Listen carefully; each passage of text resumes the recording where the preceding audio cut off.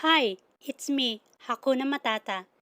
Hello to all Marcos loyalists, to all Duterte diehard supporters, whoever you are. I am inviting and welcoming you to the discussion.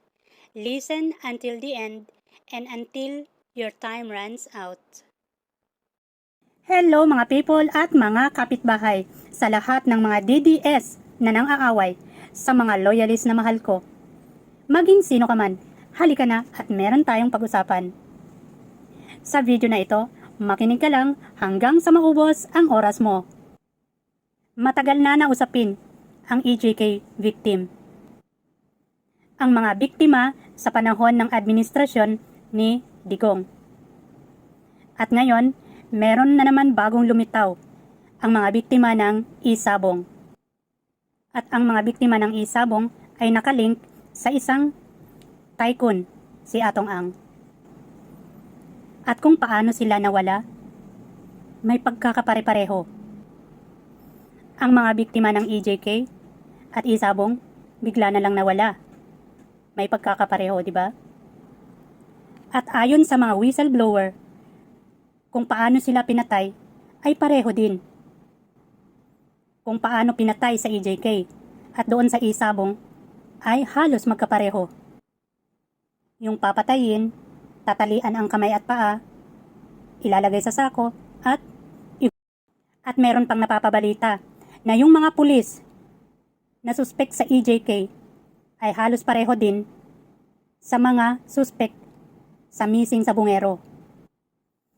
Kayo talagang mga pulis, imbes na kayo ang proprotekta sa taong bayan, kayo naman yung nambibiktima.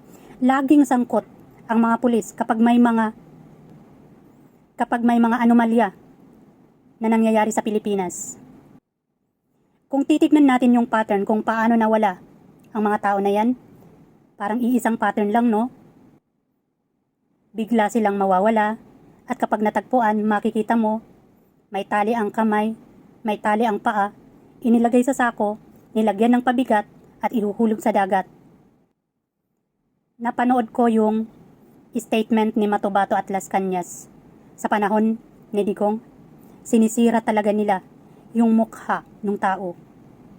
Sinisira nila yung pagkakakilanlan ng tao para hindi makilala at mahihirapan sila sa ebidensya kung sakali na matagpuan ng mga pulis. Isa lang ang ibig sabihin yan. Gusto nilang mawala ang hustisya. Yung mawala ang mukha ng hustisya sa kanila. Grabe, nakakainis ka, Digong. Pagkatapos, itatapon sila sa dagat. Itatapon yung tao na parang basura. Pagpira-pirasuhin ng kung anumang mga nilalang na meron sa dagat. Yung tao, yung laman ng tao. Grabe. Hindi makatarungang kamatayan. Hindi katanggap-tanggap na kamatayan. Kaya naman ang mga magulang, mga kamag-anak ng mga biktima, tumatangis sila. Humihingi ng hustisya, sumisigaw ng hustisya. At salamat dahil sa panahon ngayon ni Marcos, unti-unti ang hustisya ay naibibigay sa mga tao na nabiktima. Mga walang puso ang mga tao na mastermind sa ganyang kamatayan. Ang iba naman, ibabaon. Gusto nila mawala sa alaala ng mga tao. Ibaon sa limot ang mga mahal nila sa buhay. Ganun ang gusto na mangyari ng mga mastermind na yan. Pero salamat sa kagustuhan nila na maibaon sa limot ang mga tao na yan. Ngayon, nahuhukay at nabibigyan ng hustisya. At naibibigay din ang tamang paglilibing. Hindi lang yung basta itapon na parang basura. Ibaon na parang hayop lang. Buti pa nga yung hayop, yung mga alaga ng mga mayayaman. May ano yan, may libingan, may kabaong pa. Yung tao na nilalang ng Diyos na mahal niya, ganyan-ganyan lang. Nako, yung mga mastermind na yan, pagdudusahan nyo yan, hindi lang sa harap ng tao, kundi sa harap ng Diyos. Nakakagigil minsan kapag iniisip ko yung ganyan. Minsan naman, ikakalat nila ang bawat parte ng katawan sa iba't ibang lugar. Ikakalat para yung takot sa tao ay maikalat, makita ng tao na kapag ikaw ay ganito, ikaw ang susunod. Ikalat ang takot, hindi tama yan. maling paraan para matakot ang tao. Kung gusto natin na matakot ang mga tao na gumawa ng hindi maganda, na gumawa ng kasalanan, spread love. Dahil kapag ang tao punong-puno ng pagmamahal ang puso niya, matatakot yan na gagawa ng kasalanan. Yung pagpatay nila, walang awa. Hindi man lang nila inisip na ang mga pinapatay nila may pamilya, may magulang, may asawa, may anak, na may mga pangarap, umaasa sa magulang. Nagkasalaman sila, hindi kamatayan, ang ipataw mo para sila ay tumigil. May hustisya, may due process yan.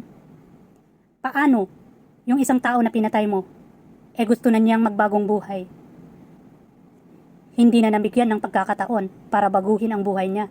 Hindi nabigyan ng pagkakataon para ipakita niya na nadapa man siya, kaya niyang bumangon, iwan ang kasalanan at magbagong buhay. Pero wala na, dahil tinapos mo ang buhay niya, hindi na siya magbabago, hindi na siya magkakaroon ng pagkakataon para ipakita na siya ay nagpabago. At ang mga pinapatay nila, bata, kabataan, matatanda, may buntis pa. All walks of life ang kinikitil nila, ang buhay.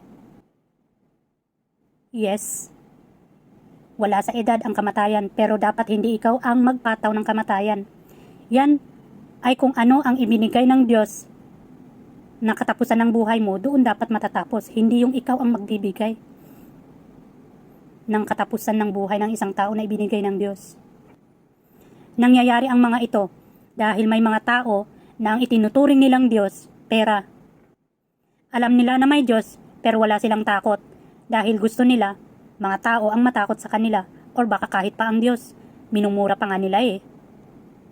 Gustong-gusto ni Satanas yung ginagawa ng tao na kasamaan. Pero alam mo, kahit gustong-gusto niya yan, may araw din bibitawan ka.